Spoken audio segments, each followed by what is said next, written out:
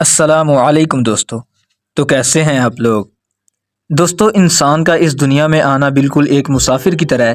اسے اپنی منزل اور مقصد بتا کر آزاد چھوڑ دیا گیا ہے کہ چاہے تو اس راستے کو فالو کرے یا اس سے بھٹک جائے، مگر دونوں صورتوں میں اس کی منزل ایک ہی ہے اور وہ ہے موت، اور پھر اس کے بعد ہمیشہ کی زندگی جہاں اسے کبھی موت نہیں آنی اور اس کے اعمال کی وجہ سے اسے جنت یا دوزخ میں ڈال دیا جائے گا۔ روز محشر میں جب ان کے اعمال ناموں کو ان کے سامنے لایا جائے گا، ان میں سے کچھ تو جنت یا دوزخ میں جائیں گے، مگر کچھ ان دونوں کے علاوہ بھی ہوں گے جو ان دونوں کے درمیان اٹک جائیں گے، اور وہ ہوں گے جن کے نیک اعمال اور برے اعمال برابر ہوں گے، کہ ان کی ایک نیکی بھی زیادہ نہیں ہوگی جس کی وجہ سے یہ جنت میں جائیں، اور نہ ہی گناہ نیکیوں سے زیادہ ہوں گے جن کی وجہ سے یہ جہنم میں جائیں۔ اب ان کے ساتھ اللہ تعالیٰ کیا معاملہ فرمائے گا، ان کے بارے میں اللہ تعالیٰ قرآن پاک کی سورۃ اعراف کے اندر فرماتا ہے کہ ایسے لوگوں کو اصحاب اعراف کہا گیا ہے۔ یہ کون ہوں گے اور ان کو یہاں پر روکا کیوں جائے گا؟ ان کے متعلق بڑے بڑے صحابہ کرام، جن کے اندر حضرت عبداللہ بن مسعود، حضرت حذیفہ بن یمان اور حضرت عباس بھی شامل ہیں، اور آج کے زیادہ تر اسکالرز بھی اس بات پر متفق ہیں کہ یہ وہی لوگ ہوں گے جو نہ تو جنت میں جا سکیں گے اور نہ جہنم میں۔ دوستو، سورۃ اعراف کے اندر واضح نہیں ہے کہ ان لوگوں کو کیوں روکا جائے گا، اور نہ ہی رسول صلی اللہ تعالی علیہ وآلہ وسلم نے اس بارے میں تفصیل سے بتایا ہے۔ لہٰذا قرآن مجید کے اندر صرف یہ بیان ہے کہ ان دونوں یعنی جنت اور دوزخ کے درمیان اعراف نامی ایک دیوار ہوگی۔ اس کے پاس کچھ آدمی ایسے ہوں گے جن کی صورت سے سب لوگ انہیں پہچان جائیں گے۔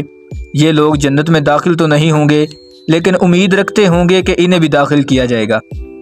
اب دوستو، یہاں پر غور کرنے والی بات ہے کہ یہاں پر کچھ ایسے لوگوں کا بیان ہے، مگر وہ کون ہے اس کی وضاحت نہیں۔ لہٰذا سب سے زیادہ متفق نظریے کے مطابق یہ وہی لوگ ہوں گے جو نہ جنت میں جائیں گے اور نہ ہی جہنم میں، بلکہ ان دونوں کے درمیان ایک جگہ پر موجود ہوں گے جس کا نام اعراف ہے۔ یہ میدان کا اعراف ایسی جگہ پر ہوگا جو اونچائی پر ہوگی، جو جنت اور جہنم کے درمیان میں ہوگی، جہاں پر یہ لوگ اہل دوزخ اور اہل جنت دونوں کو دیکھ سکیں گے۔ اللہ تعالیٰ سورۃ اعراف کی آیت نمبر 44 کے اندر فرماتا ہے کہ جس کا مفہوم ہے اللہ تعالیٰ جنتی اور دوزخی لوگوں کے درمیان سے پردہ ختم کر کے ان کو ایک دوسرے کی آواز سنوائے گا، اور جنتی لوگ دوزخی لوگوں کو آواز دے کر کہیں گے کہ ہمارے رب نے جو ہم سے وعدہ کیا تھا ہم نے اسے سچا پا لیا ہے، یعنی ہم نے جنت کو حاصل کر لیا ہے، اور تم نے بھی اللہ کے وعدے کو سچا پا کر جہنم کو حاصل کر لیا۔ اسی وقت ایک فرشتے کی آواز آئے گی کہ لعنت ہے ان دوزخ والوں پر جنہوں نے اپنے ہاتھوں سے دوزخ کمائی۔ یہ وہ لوگ ہیں جو خود بھی راستے سے بھٹک گئے اور دوسرے لوگوں کو بھی بھٹکا دیا، اور دین اسلام میں صرف خامیاں ہی تلاش کرتے رہے۔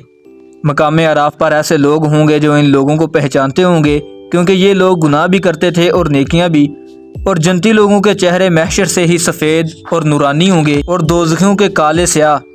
اصحاب اعراف اہل جنت والوں کو اسلام پیش کریں گے اور دل میں خواہش بھی رکھتے ہوں گے کہ کاش ہم بھی ان لوگوں کے ساتھ شامل ہو جائیں، لیکن جب دوزخ والوں کو دیکھیں گے کہ وہ کس قدر عذاب کے اندر ہیں تو اللہ کا شکر ادا کریں گے کہ ہم جنت میں جائیں یا نہ جائیں، مگر اللہ کا شکر ہے کہ ہم اس خطرناک عذاب سے بچ گئے، اور دعا کریں گے کہ اے اللہ ہمیں ان ظالم لوگوں میں شامل نہ فرمانا۔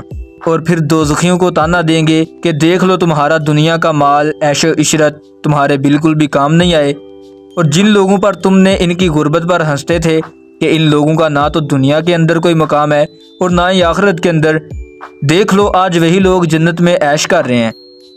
اس کے بعد جو الفاظ اللہ تعالیٰ نے قرآن پاک میں فرمائے ہیں، اگر آپ کے اندر تھوڑا بھی ایمان موجود ہے آپ کے رونگٹے کھڑے ہو جائیں گے۔